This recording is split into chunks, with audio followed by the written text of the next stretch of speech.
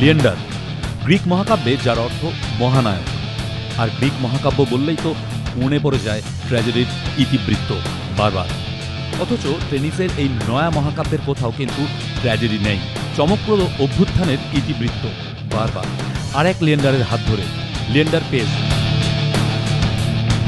40 লাভ, 40-এর চালছে কথাটাকে উড়িয়ে দিয়ে এভাবেও ফেরা যায় বারবার। ইউএস ওপেনের প্রবীণতম পুরুষ ডাবলস খেতাব বিজয়ী লিয়েন্ডার। ফ্ল্যাশিং মিডোয় তৃতীয়বার ইউএস ওপেন জয়ের পর 40-এর যুবক লিয়েন্ডার তাই বলছেন, বয়স একটা সংখ্যা মাত্র। পেয়া সোয়ারেজ জুটিকে গুঁড়িয়ে দিয়ে জীবনের 14তম গ্র্যান্ড স্ল্যাম খেতাব জয়ের পর নিজের চেক সঙ্গীকে নিয়ে উচ্ছ্বসিত লি।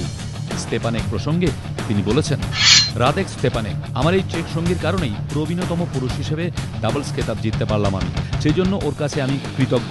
এখন আমার বয়স 40, এরপর 41, 42, তারপর 43 বছর বয়স হবে আমার, কিন্তু বয়স তো নিছক সংখ্যা মাত্র।